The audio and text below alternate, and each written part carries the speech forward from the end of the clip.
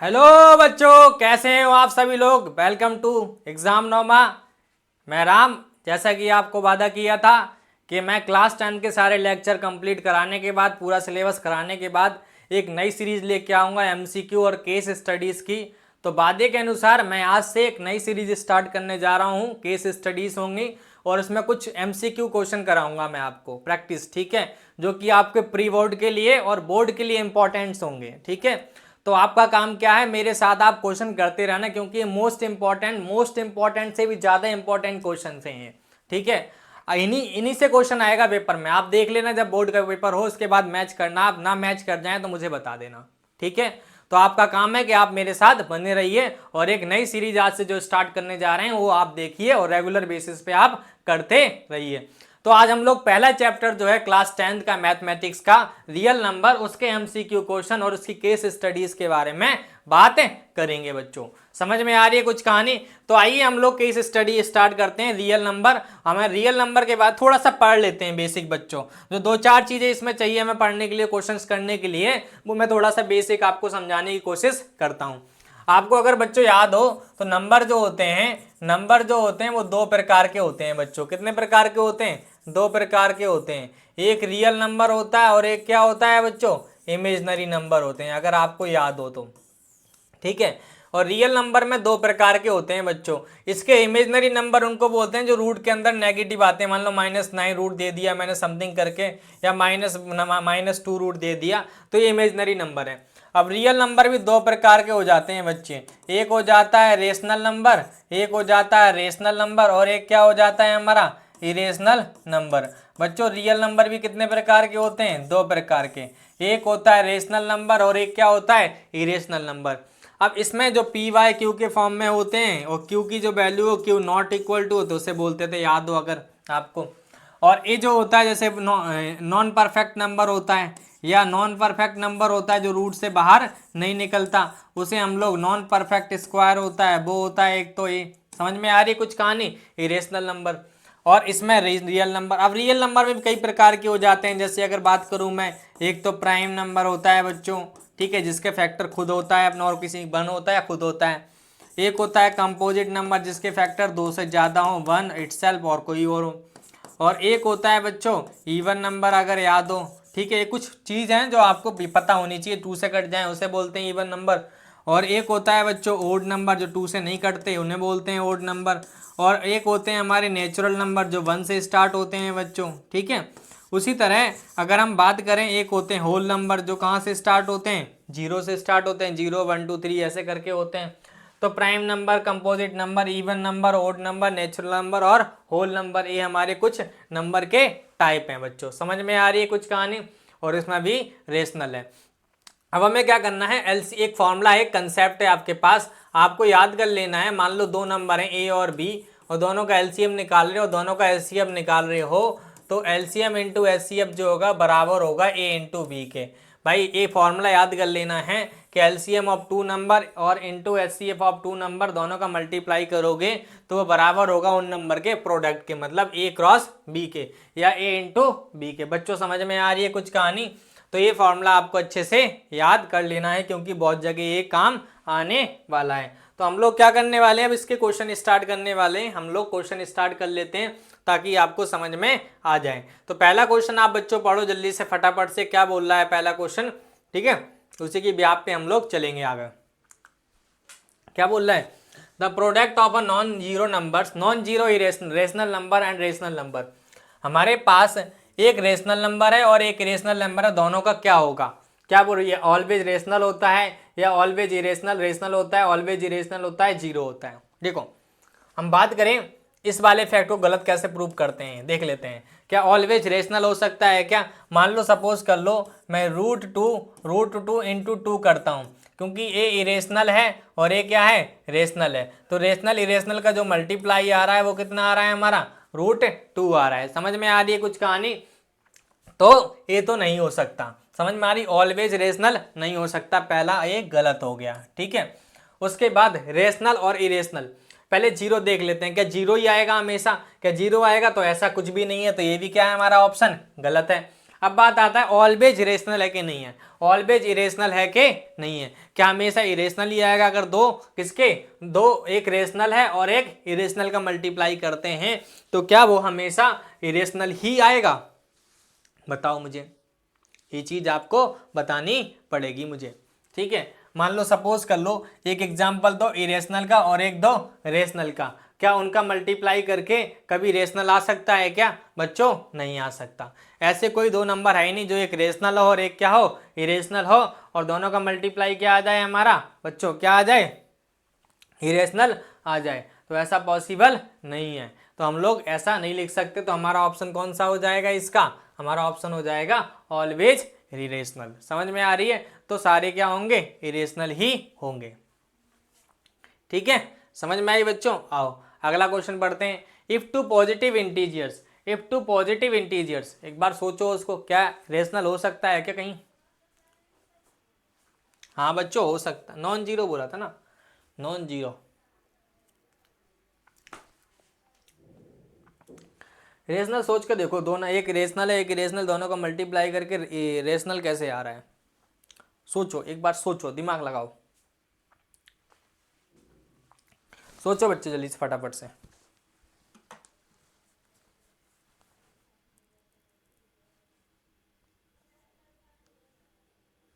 बताओ जल्दी से, झूठ सोच के बताओ फटाफट से।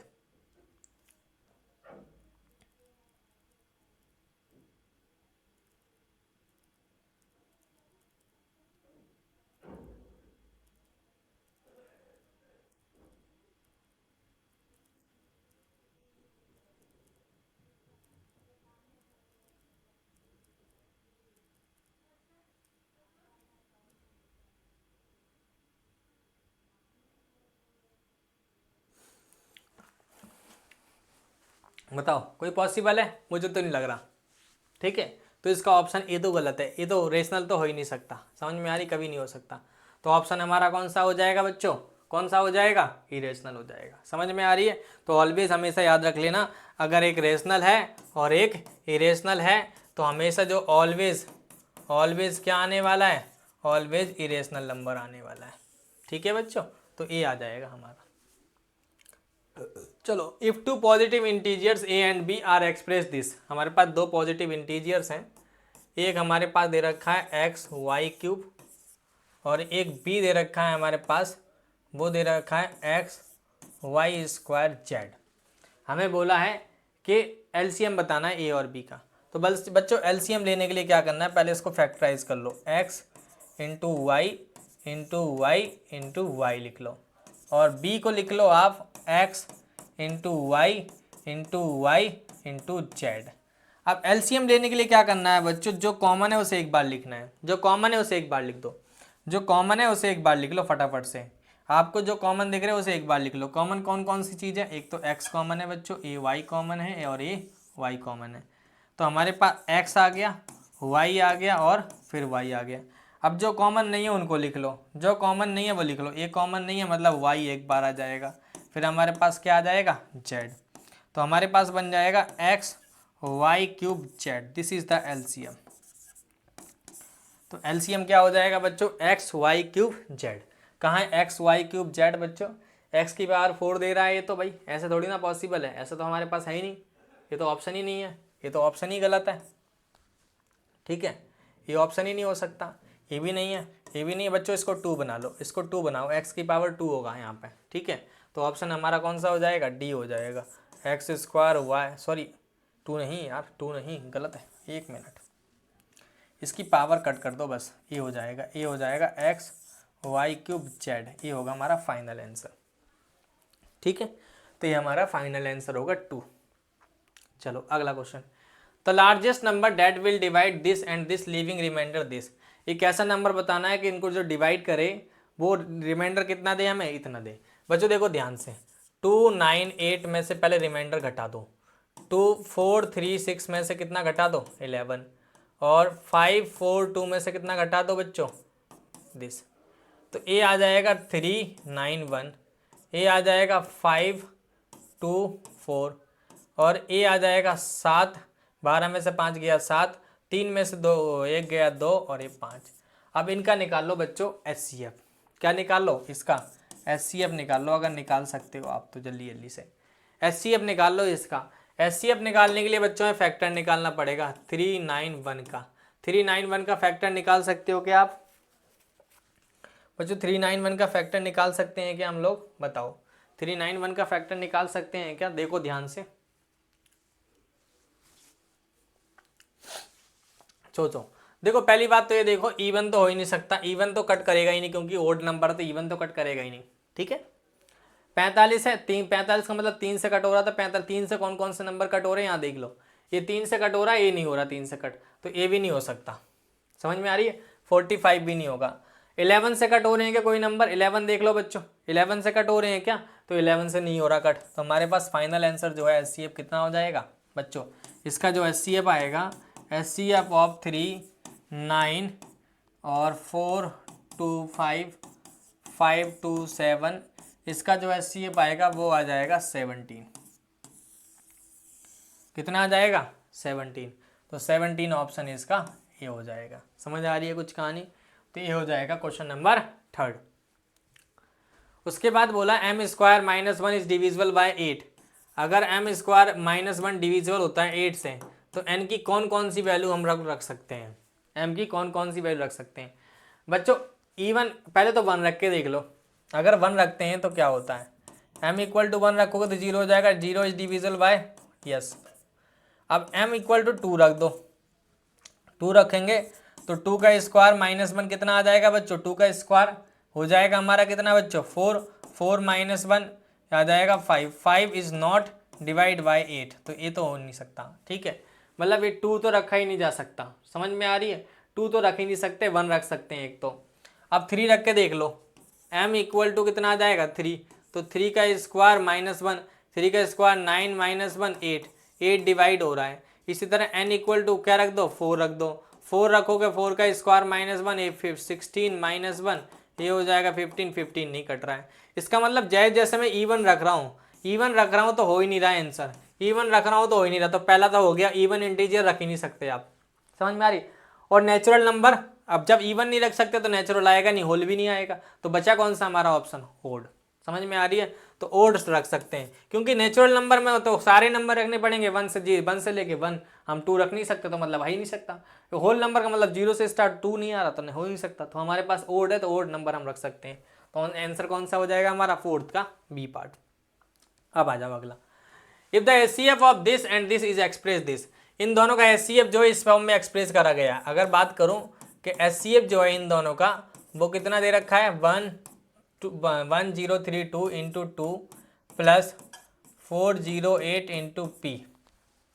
ठीक है, हमें इन तीन दोनों का HCF दे रखा है, कितना है? 408 और 1032 का HCF। इन दोनों का HCF दे रखा है हमें, कितना पता नहीं है भाई, देख लेते हैं HCF क्या आएगा। देख लो, निकाल लो, HCF निकाल सकते हो तो। ठीक है, HCF निकालने की कोशिश करो। HCF निकालने के लिए छोटे वाले से भाई बड़े वाले को छोटे वाले से डिवाइड कर लो, कितना आ जाएगा? 408। 408 को 3 से कर रहे हैं, ज़्यादा आ रहा, 2 से कर लेते हैं। 2 से करोगे ये बन जाएगा 8 0 नहीं 16 और ये बन जाएगा 8। ठीक है, तो 816 हो जाएगा। ए हो जाएगा 32 का मतलब 16, 10 में से गया कितना आ जाएगा? 2। फिर यहाँ पे आ जाएगा हमारा 408। इसको देख लो, क्या कितनी बार कर सकते हैं बच्चों? इसको 2 तो कर ही नहीं सकते, ज़्यादा हो जाएगा। तो एक काम कर लेते हैं, एक ही बार में कर लेते हैं, 216। अब ये आ जाएगा 1। ए देखो 8 में से जाएगा कितना? 2। 10 में से 1 गया 9 1। उसके बाद आ जाएगा 216, तो ये आ जाएगा 192। ये हो गया 1, ये आ गया 4। उसके बाद हो गया 11 में से 9 गया 2, ये आ जाएगा 192 बच्चों। 192 को 8 टाइम में कर लो तो 192 आ जाएगा 8 टाइम में, ये हो गया 0 0। तो ये नंबर जो लास्ट टाइम बचता है ना, यहाँ पे जब 0 रिमाइंडर आता है, ये HCF होता है। तो HCF की जो वैल्यू होगी बच्चों वो 24 हो जाएगी। कितनी हो जाएगी? 24। हमारे पास जो HCF आया है वो आया है 24, और ये नंबर जो है ये जो है 24 के बराबर होना चाहिए। 1032 इंटू 2 प्लस 408 इंटू पी। समझ में आ रही है बच्चों? तो ये हो जाएगा 24 माइनस, इसको बुला लो इधर, ये हो जाएगा 4602 इक्वल टू 408p। 4 में से 4 गया 0, ठीक है, एंड 6 में से जाएगा 4 तो आ जाएगा 2 4, और ये आ जाएगा हमारा 2 0 माइनस अपॉन कितना हो जाएगा 408 इक्वल टू p। अब इसको 5 बार में कर लो, आई थिंक 5 बार में करोगे हो जाएगा, हाँ 5 से कट रहा है, तो p की जो वैल्यू आएगी बच्चों वो माइनस की 5 आ जाएगी, p माइनस 5 आ जाएगा, ठीक है, क्या हो जाएगा p माइनस 5 हो जाएगा हमारा 5 क्वेश्चन। चलो अगला, अच्छा क्वेश्चन था ये। The HCF and LCM of two number this when the first number is completely divided by quotient is this। बच्चों देखो ध्यान से, दो नंबर हैं A और B, इनका जो LCM है वो है हमारे पास 264, और जो HCF है A और B का वो है हमारे पास 33। इसमें बोला अगर फर्स्ट नंबर को कंप्लीटली डिवाइड कर दें 2 से तो रिजल्ट कितना मिल रहा है क्वोशेंट। देख अभी ध्यान से देखो, अगर मैं A को 2 से डिवाइड करता हूँ अच्छे तरीके से तो यहाँ 33 मिलेगा और रिमाइंडर जो मिलेगा 0 मिलेगा। बच्चों आपको एक रूल हो कि डिविडेंड इक्वल होता है divisor into quotient plus remainder के, ठीक है, डिविडेंड इक्वल होता है divisor into quotient plus remainder के। तो यहाँ पे इसकी वैल्यू तो A है, डिवाइजर हमारा 2 है, क्वोशेंट 33 है और A कितना है 0, तो A की वैल्यू कितनी हो जाएगी बच्चों 66। तो हमारा जो A नंबर होगा वो 66 हो जाएगा। अब B निकालना है बच्चों, तो देखो ध्यान से, एक तो 66 देखते हैं होगा नहीं होगा।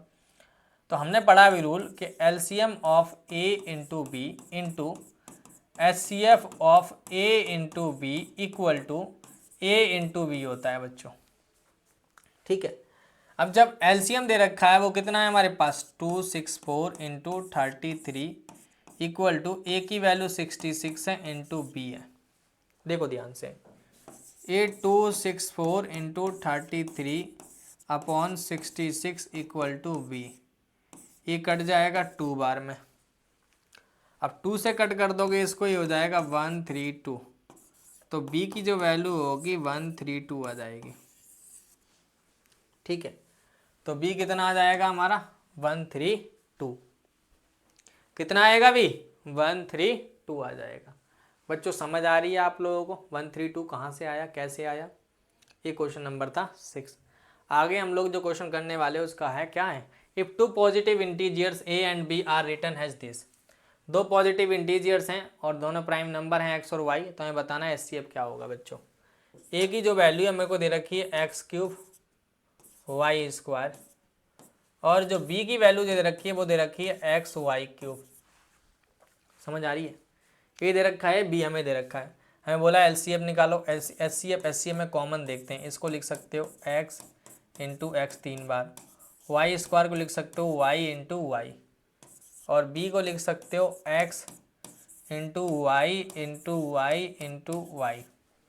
तो मुझे बताओ अगर मैं HCF बोलूँ, HCF का मतलब है हाईएस्ट कॉमन फैक्टर, तो इसमें कॉमन देखो क्या क्या है बच्चों, कॉमन क्या क्या है। कॉमन एक तो x दोनों में, ये वाला y है कॉमन और ये वाला y है कॉमन। तो कॉमन क्या है, एक तो x कॉमन, एक y है और दूसरा y है, तो ये बन जाएगा xy²। समझ आ रही है, कहाँ है xy², ये तो है ही नहीं, a भी नहीं है, a भी नहीं है, तो हमारे पास ऑप्शन क्या है ये होगा इसका LCF। समझ में आ रही है कुछ कहानी। तो HCF में हम लोग कॉमन देखते हैं, जो कॉमन आता है बच्चों, ठीक है। चलो अगला क्वेश्चन कर लेते हैं। The HCF of smallest prime number and composite number. HCF बताना है स्मॉलेस्ट प्राइम नंबर क्या है और कंपोजिट नंबर क्या है। तो बच्चों स्मॉलेस्ट प्राइम नंबर कौन सा होता है बताओ मुझे, स्मॉलेस्ट प्राइम नंबर कौन सा होता है बच्चों 2 होता है, और स्मॉलेस्ट कंपोजिट नंबर क्या होता है बच्चों 4 होता है। अब 2 और 4 का HCF 2 इंटू 1 लिख सकते हैं, इसको 2 इंटू क्या लिख सकते हैं, 2 को ये लिख सकते हैं, 4 को ये लिख सकते हैं, 2 इंटू 2, तो 2 कॉमन आ रहा है, HCF निकालना है तो 2 हो जाएगा इसका HCF। समझ आ रही है बच्चों, HCF कितना हो जाएगा इसका 2 हो जाएगा, बात खत्म, ठीक है। नेक्स्ट क्वेश्चन पढ़ो फटाफट से, क्या बोल रहा है अगला question. Find the total number of factors of prime number. एक प्राइम नंबर है, उसके कितने फैक्टर्स हो सकते हैं बच्चों। पहली बात तो ये देखो, प्राइम नंबर जैसा कि मान लो 1 हो गया, 1 नहीं होता प्राइम नंबर, 2 होता है, 3 होता है जो खुद से और अब 1 से करते हैं बस, 5, 7, फिर 11, फिर 13, ये प्राइम नंबर होते हैं। ठीक है, ये प्राइम नंबर होते हैं। अब मुझे ये बताओ इसमें प्राइम नंबर में टोटल फैक्टर कितने हैं पहले वाले। अब इसके फैक्टर कितने हो सकते हैं बच्चों, 2 के कौन कौन से फैक्टर हो सकते हैं। एक तो सर 1 हो सकता है और एक क्या हो सकता है, 2 हो सकता है। इसी तरह 3 का पूछो, 3 का 1 हो सकता है, 3 हो सकता है और कोई हो ही नहीं सकता। 7 का पूछो, 7 का 1 हो सकता है और क्या हो सकता है, 7 हो सकता है। तो हर एक नंबर के 2 हो रहे हैं, 2 से ज़्यादा फैक्टर हो ही नहीं रहे हैं प्राइम नंबर में। तो इसका मतलब ये तो हो ही नहीं सकता आंसर, 1 तो है ही नहीं, 0 है ही नहीं और 3 नहीं हो सकता, क्योंकि हमारे पास क्या है, 2। तो जितने ही प्राइम नंबर होते हैं उसके 2 फैक्टर होते हैं, एक तो 1 होता है और एक खुद वो होता है नंबर। ठीक है, एक तो 1 उसका फैक्टर होगा, खुद नंबर होगा। समझ में आ रही है। तो ये क्वेश्चन नंबर कौन सा था, 9th। अब पढ़ो क्वेश्चन नंबर 10 फटाफट से। अच्छा क्वेश्चन है बच्चों ये।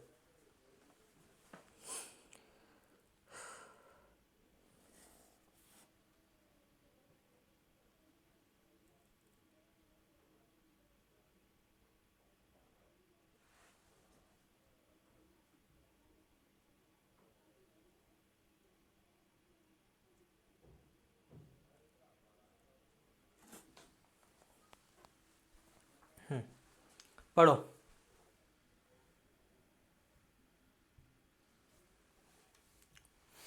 If the LCM of 2 numbers, 2 prime number, prime number है बच्चों याद रखना, P and Q, find this. हमें बोला है 2 नंबर हैं प्राइम नंबर, प्राइम नंबर का एलसीएम हमेशा उन दोनों को मल्टीप्लाई करके होता है, याद रखना। पी और क्यू है तो इसका एलसीएम जो होता है, एलसीएम निकालेंगे वो हो जाएगा पी और क्यू। तो पी और क्यू की जो वैल्यू है वो हो जाएगी 2 to 1। हमसे पूछा है किसकी वैल्यू बतानी है बच्चों, हमसे बोलिए 3 माइनस दिस की वैल्यू बतानी है। अब प्राइम नंबर है, इसका मतलब इन दोनों में कोई भी चीज़ कॉमन नहीं होगी, तो इसका पहले फैक्टर निकाल लो आप। ठीक है, ये भी बात बोल दी कि इसने P जो है बड़ा है Q से, याद रखना P बड़ा है Q से। तो 2 2 1, इसको कट कर दो, किससे कट हो रहा है, सोचो किससे कट हो रहा है। अरे यार किससे कट हो रहा है ये, 7 से। 21 नहीं कट हो रहा है, 13 से। अरे यार 3 से नहीं हो रहा, 5 से नहीं हो रहा, 7 से नहीं हो रहा है, 8 से नहीं हो रहा है, 9 से नहीं हो रहा है, 10 से नहीं हो रहा है, 11 से। 11 से कट करोगे 11 और 91 आता नहीं है, नहीं आता। 12 से नहीं हो रहा, 13 से हो सकता है, 13 हो जाएगा, 13 और फिर उधर कितना आ जाएगा 7, 7 to 9, हाँ 13 से कट हो रहा है। 13 से कट करोगे इसको 1 और फिर हो जाएगा 7, क्योंकि 6 70। ठीक है, तो हमारे पास 2 नंबर बन रहे हैं इसका फैक्टराइज करने पे। एक तो बन रहा है 17 पहले लिखूँ क्योंकि क्यू बड़ा, अच्छा पी बड़ा है, ये हो जाएगा 17 इंटू 13, ये लिख सकते हैं इसको 2 to 1 को। अब कंपैरिजन करोगे आप, कंपैरिजन करने में p इंटू क्यू है, तो यहाँ से कंपैरिजन करने पे p की जो वैल्यू होगी वो 17 हो जाएगी और q की जो वैल्यू होगी वो 13 हो जाएगी बच्चों। p 17 q 13। अब आप सॉल्व कर लो आगे। हमारे पास क्या दे रखा है, 3p माइनस क्यू की वैल्यू निकालनी है, तो 3 का 3 रहेगा। p की वैल्यू कितनी है हमारे पास, 17 माइनस कितना है 13, तो ये आ जाएगा हमारा एक, कितना आ जाएगा बच्चों, इसको मल्टीप्लाई करोगे 21, 51 माइनस 13, ये आ जाएगा हमारा कितना, 11 में से गया 8, 4 में से गया 1, ये 3, 38 आंसर हो जाएगा। क्या हो जाएगा बच्चों, 38। ठीक है, तो ये 38 आंसर होगा इसका। चलो आगे कर लेते हैं 10th क्वेश्चन। 10th क्वेश्चन बोल रहा है if a and b this and this, हमें एचसीएफ पूछा है। एचसीएफ जो है इसका 3 दे रखा है, हमें बोला है इनकी वैल्यू क्या होगी। देखो ध्यान से, एचसीएफ मैंने बताया था जो कॉमन होता है उसे एक बार ले लेते हैं, बाकी हटा के ले लेते हैं। ये 3 है और बी की जो वैल्यू दे रखी है 3 इंटू 5 है और सी दे रखा है 3 की पावर है ना, हमें नहीं पता कितनी है। ठीक है, और हमारे पास जो एलसीएम दे रखा है इन लोगों ने वो दे रखा है 2 इंटू 3 इंटू 2 की पावर 2 इंटू 3 की पावर 2 ना इंटू 5, दिस इज 2। ठीक है, पहली बात तो देखो इन तीनों में कॉमन क्या दिख रहा है, कुछ नहीं है कॉमन सर, कुछ भी नहीं है कॉमन। कुछ नहीं है तो सेम चीज़ ले लो, पूरे ये ले लो पहले तो, 2 आ जाएगा। 2 इंटू पहले इन दो में कॉमन ए आ रहा है, 2 हटा लो इसको, ठीक है। 2 हो गया, ये 2 2 बार ले लिया, उसके बाद देखो ये 3 है, 3 ले लो, ठीक है। 3 एक बार ये ले लिया यहाँ से, समझ में आ रही है। और ये 5 है, 5 है यहाँ पे, ये ले लो 5। देखो ये तो बन जाएगा 2 की पावर 3, ये बन जाएगा 2 की पावर समथिंग, और ये 5। बच्चों ध्यान से देखना, अब जो 2 की वैल्यू वहाँ पे 2 आ रही है, इसका मतलब इस 2 की वैल्यू यहाँ पे डिपेंड कर रही है। एक तो चलो 2 होगा ही होगा कंपलसरी, क्योंकि तीनों में आ रहा है, मान लो सपोज कर लो, ठीक है। लेकिन यहाँ पे 1 नहीं आ रहा है, यहाँ पे 2 आ रहा है। अब 2 आने का मतलब इसकी वैल्यू 2 होनी चाहिए, तभी तो होगा 2। तो यहाँ पे इसकी वैल्यू जो होगी 2 तभी तो आएगा। तो यहाँ से n की जो वैल्यू है वो कितनी आ जाएगी हमारी, 2 आ जाएगी बच्चों। क्या आ जाएगी, 2। या तो आप इसको n लिख लो और इसको कंपैरिजन कर लेते हैं। 2 की वैल्यू यहाँ 3 दे रखी है, 3 की वैल्यू यहाँ 2 दे रखी है, इंटू 5 दे रखा है, इससे 1 कट गया, 5 से 5 कट गया। तो यहाँ से 2 की वैल्यू 3 की वैल्यू 2 और यहाँ से 3 की वैल्यू n, तो n की जो वैल्यू आएगी बच्चों वो आ जाएगी 2। क्या आ जाएगी, 2। तो हमारे पास जो फाइनल आंसर आएगा वो आएगा 2 n, ठीक है। तो ये 11th क्वेश्चन है। अगला पढ़ो, the HCM of smallest odd prime number, सबसे छोटा नहीं, अब ओड प्राइम नंबर बोल दिया इसमें, एंड ग्रेटेस्ट 2 डिजिट नंबर, सबसे बड़ा ग्रेटेस्ट 2 डिजिट। अब स्मॉलेस्ट ओड प्राइम नंबर कौन सा होता है बच्चों, स्मॉलेस्ट ओड प्राइम नंबर। देखो स्मॉलेस्ट ओड प्राइम नंबर पूछा है इसने, और स्मॉलेस्ट प्राइम नंबर तो 2 होता है, लेकिन ओड कौन सा होता है सबसे, 3, सबसे छोटा ओड प्राइम नंबर 3 होता है। और ग्रेटेस्ट 2 डिजिट नंबर, सबसे बड़ी 2 डिजिट की नंबर कौन सी होती है, वो होती है हमारी 99। इसका एलसीएम पूछ लिया है। अब इसमें मैं क्या कर रहा हूँ यार, तुम बताओ मुझे, कुछ कराने वाली बातें हैं। 99 आ जाएगा, बात खत्म, कर लो, दोनों का एलसीएम निकालो, 99 आए तो बता देना, ठीक है। चलो क्वेश्चन नंबर, अब यहाँ पे कुछ मैंने दिया आइसोलेशन रीजन वाले क्वेश्चन है, 3-4 क्वेश्चन वो पढ़ लेते हैं। देखो इसमें बोला है पहला जो होता है, एक आइसोलेशन रीजन दोनों सही है, और जो आर है वो करेक्ट एक्सप्लेनेशन है, मतलब रीजन सही दे रखा है ए के लिए। उसमें दूसरे में ऑप्शन होता है दोनों सही है लेकिन आर जो है करेक्ट एक्सप्लेनेशन नहीं है। तीसरे में ए सही है लेकिन आर फॉल्स है। चौथे में ए फॉल्स है और आर ट्रू है, ठीक है। तो ये 4 ऑप्शन दे रखे हैं हम लोगों को। आओ, बोला है डिनोमिनेटर ऑफ, इसका डिनोमिनेटर करोगे, इसका representation when the express in the form of this, तो इसका जो डिनोमिनेटर आएगा वो इस फॉर्म में आएगा, ये बोलना चाहता है ये, ठीक है। क्या सही है इसका, तो आप पढ़ लेते हैं, इस फॉर्म में आएगा, बस ये बोलना चाहता है इसका डिनोमिनेटर। तो पहले इसको करके देख लेते हैं, 3.4.12345, पहले इसको ही चेक कर लेते हैं सही है गलत है, ठीक है। इसको फ्रैक्शन में कन्वर्ट करो तो 3.4.12345 अपॉन कितना आ जाएगा हमारा, ये 1 की हटाओगे पॉइंट, ये 5 डिजिट है तो 5 जीरोस आ जाएंगे बच्चों। अब इसका निकालोगे ना प्राइम फैक्टराइजेशन करके, तो नीचे वाले का प्राइम फैक्टराइजेशन आ जाएगा 2 की पावर 5 इंटू 5 की पावर 5, देखना सियोरिटी के साथ आएगी, 2 की पावर 5 इंटू 5 की पावर 5। देखो इसी फॉर्म में लिखा गया है, कि देख लो जल्दी से फटाफट से, इसी फॉर्म में ही है सर।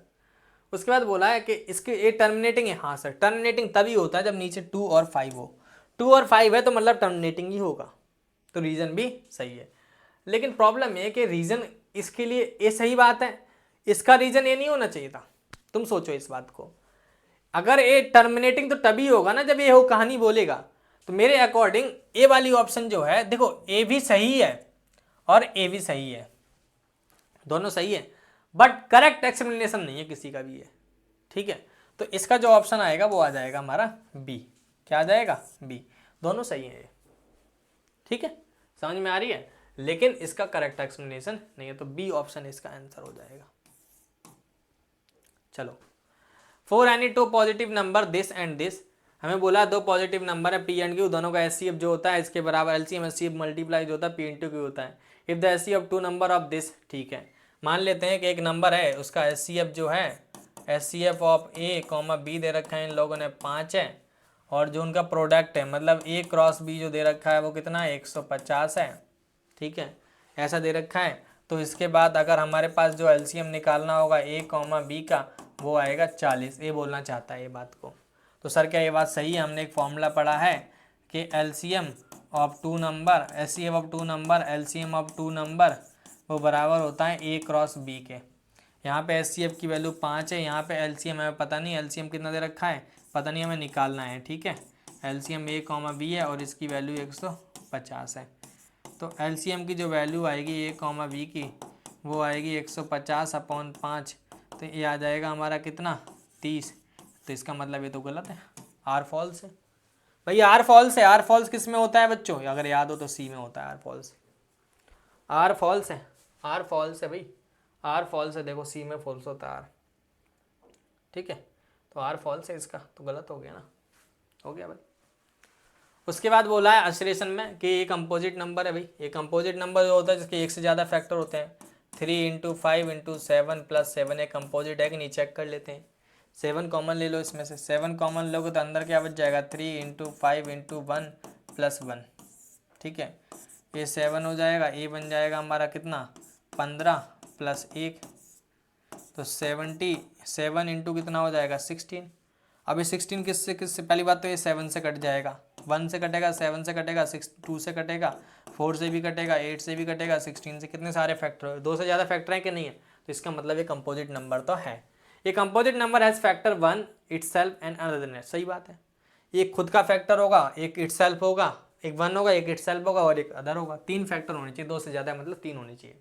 ठीक है, तो इसका मतलब इसका ए ऑप्शन सही है, मतलब ये भी सही है और इसका करेक्ट एक्सप्लेनेशन भी है। ठीक है, उसके बाद हम लोग केस स्टडी से स्टार्ट कर रहे हैं आज। देखो केस स्टडीज पढ़ने जा रहे हैं, पढ़ो। मैंने केस स्टडी दिया, पढ़ने की कोशिश करो एक बार इसको, फिर हम लोग इसको सॉल्व करते हैं। पढ़ो बच्चों जल्दी से।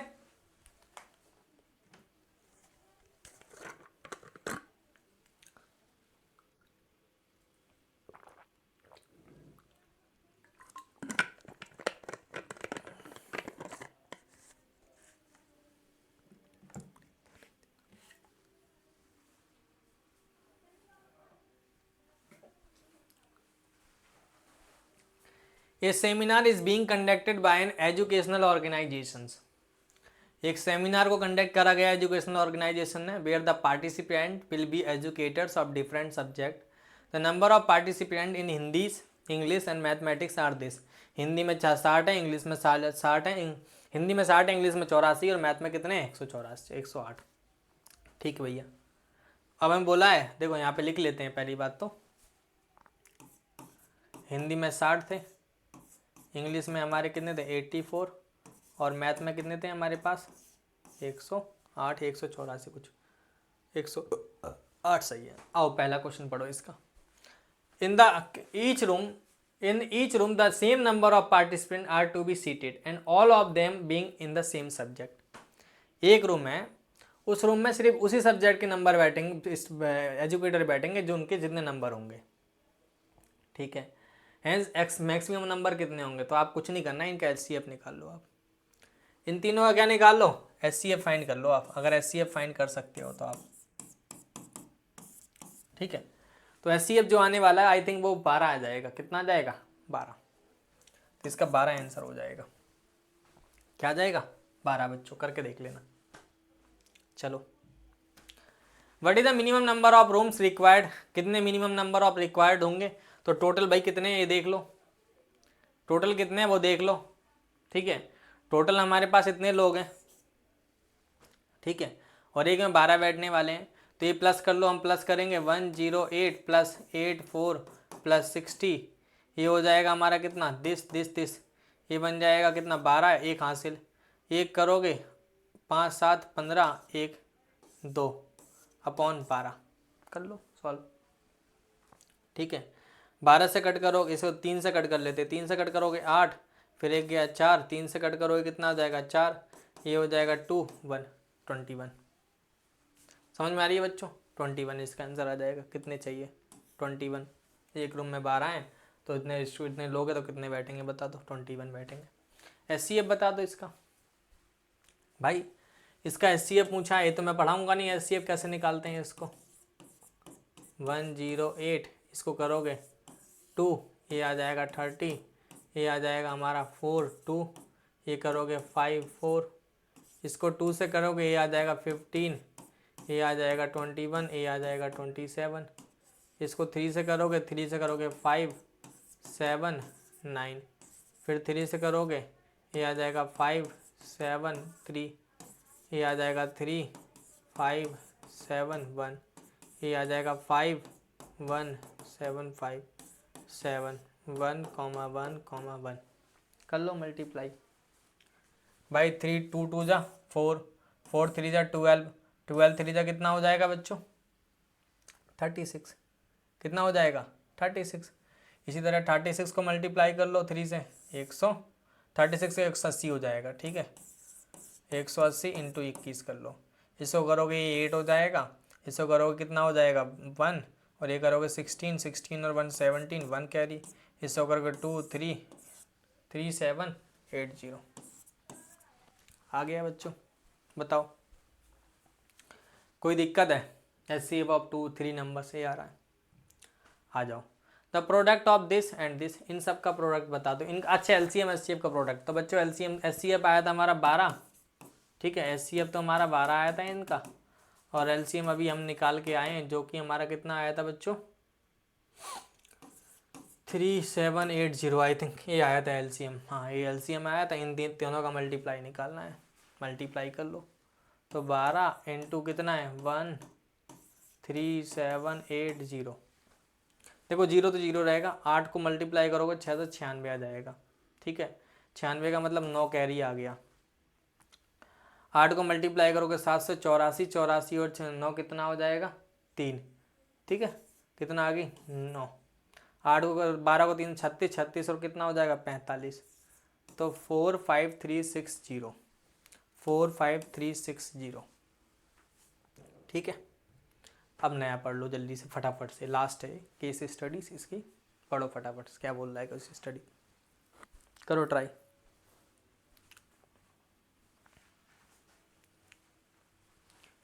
To enhance the reading skills of grade X student, the school nominates you and 2 of your friends to set up a class library. एक रीडिंग स्किल बढ़ानी है हमें ग्रेड X 10 स्टूडेंट की।